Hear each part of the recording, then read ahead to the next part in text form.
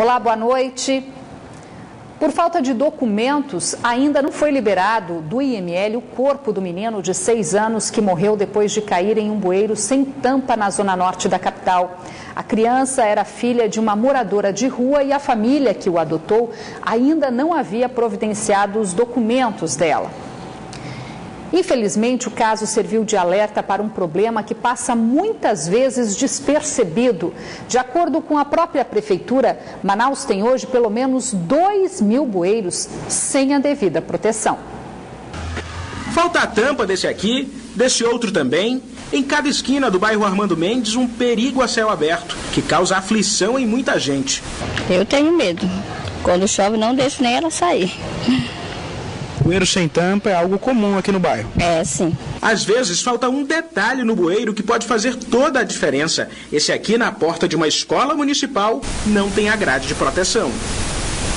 Quem vive em bairros da Zona Norte e Leste sabe que a rede de esgoto está à disposição, mas com muitos defeitos. E o principal deles é o risco de cair aqui. Caminhar pela rua requer cuidado, diz a mãe do Rafael, de 6 anos. Ainda mais perto lá de casa, tem 2 abertos lá, eu fico morrendo de medo, não deixo nem mais a criança sair para fora.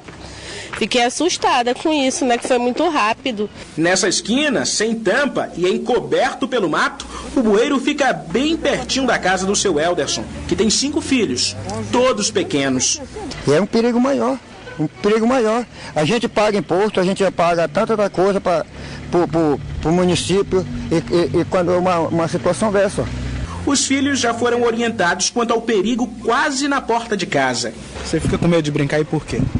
Porque de repente pode cair dentro do bueiro, como uma criança que caiu. Bueiros sem tampa pela cidade só começaram a chamar a atenção no último domingo, quando o garoto André Pereira, de 6 anos, caiu neste aqui e o corpo dele só foi encontrado na última terça-feira no Parque do Mindu.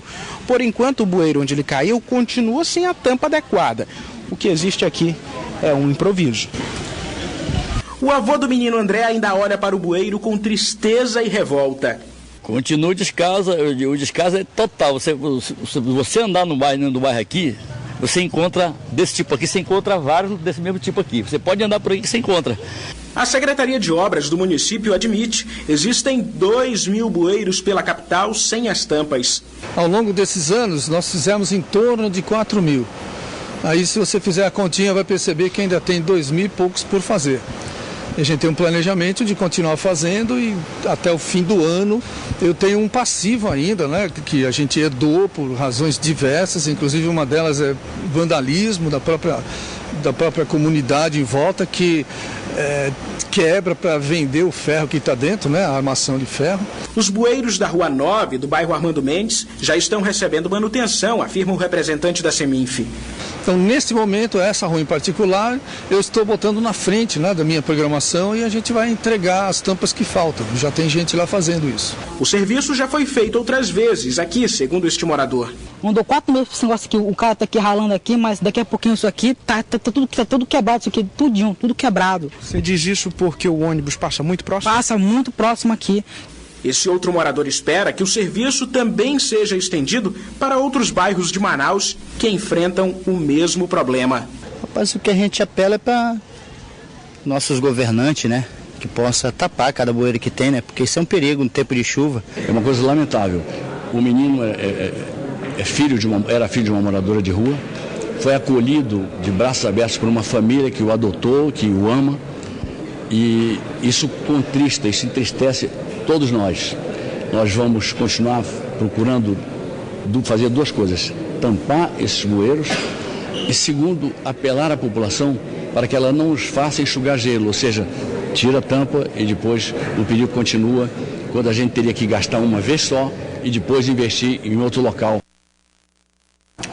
Um micro-ônibus que fazia a rota para uma empresa do Distrito Industrial tombou na Avenida Buriti no início da manhã de hoje, após bater em um poste de energia. Pelo menos 23 pessoas ficaram feridas.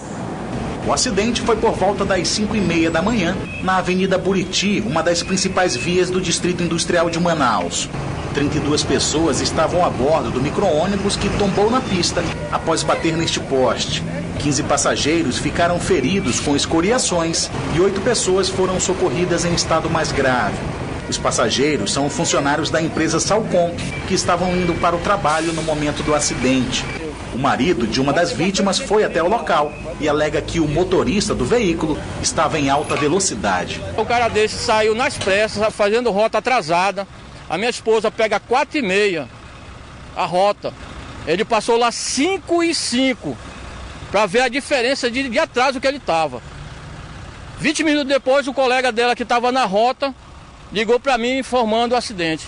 Você acredita que ele estava em alta velocidade? Com certeza estava em alta velocidade, ele já saiu. Quando ele pegou lá minha esposa lá, ele já chegou na velocidade e saiu em alta velocidade. As vítimas foram levadas para 2 hospitais da zona leste de Manaus. Familiares que aguardavam por notícia reforçam a versão de que o motorista estaria com pressa. Sem responsabilidade do cara, do motorista, que ele estava andando em alta velocidade. Já saiu atrasado, ela me ligou, estava com 15 minutos atrasada a rota. Então, para descontar essa rota, esse atraso aí, saiu na doida. Nenhum dos funcionários da empresa de transporte quis falar com a imprensa. Por volta das 7 horas da manhã, o tráfego de veículos na via foi normalizado. As causas do acidente ainda vão ser apuradas. Consumidores do Amazonas também comemoram a decisão da Agência Nacional de Telecomunicações, que na última semana proibiu as operadoras de internet banda larga fixa de limitar o acesso após o fim da franquia. Atualmente o acesso é ilimitado, mas a proposta era fazer a cobrança da tarifa de internet baseada no consumo de dados. A proposta, que está suspensa por tempo indeterminado, foi apresentada pelas operadoras de internet banda larga fixa, que queriam estipular novas regras para o consumo de internet domiciliar nos novos contratos. Pela nova proposta, quem ultrapassasse a franquia teria sua conexão reduzida ou cortada, assim como acontece com a internet móvel no celular. Atualmente, a cobrança desse tipo de serviço é feita de acordo com a velocidade e não pelo tráfego de dados. A repercussão foi bastante negativa entre os consumidores. Isso prejudica porque eu tenho vários serviços, como Netflix, Spotify, que necessitam de dados, do uso de dados, e que podem consumir muito rapidamente esses dados. Então fica extremamente limitado no meu uso, no meu cotidiano, desses serviços. A nova regra não vai afetar apenas os consumidores individuais. As empresas também enxergam prejuízos com a nova proposta. Eu vou ter que optar na área de projetos por não armazenar arquivos em nuvem, e sim local. Então vou ter que ter uma estrutura de discos local, fazer armazenamentos aqui, para que eu não consuma de forma excessiva essa transferência de dados e venha a pagar mais por isso. Desde que foi aprovado o marco legal no Brasil, o serviço da Rede Mundial de Computadores passou a ser um serviço essencial à população. A lei que regulamenta a internet diz que qualquer pessoa pode ter acesso ao conteúdo disponível nela. Só que pelas novas regras, essa neutralidade da rede pode ser violada. Por causa disso, órgãos de defesa do consumidor já estudam medidas para que as novas regras não sejam impostas. O consumidor ele tem que saber o parâmetro, o quanto ele está consumindo. Tem que haver um medidor na residência do consumidor para que durante toda a execução do contrato ele acompanhe o quanto ele está consumindo de dados. E o Marco Civil da Internet proíbe expressamente no artigo 7º a suspensão do serviço de internet por qualquer outro motivo que não seja de débito. Então, para que haja esse tipo de cobrança, essa mudança no regramento, teria que mudar inclusive a legislação federal. A Agência Nacional de Telecomunicações já havia autorizado as operadoras que oferecem internet banda larga fixa a fazer a cobrança baseada no consumo de dados e não na velocidade. Mas no último dia 22 de abril, a Anatel voltou atrás e proibiu as operadoras de limitar o acesso à internet banda larga fixa.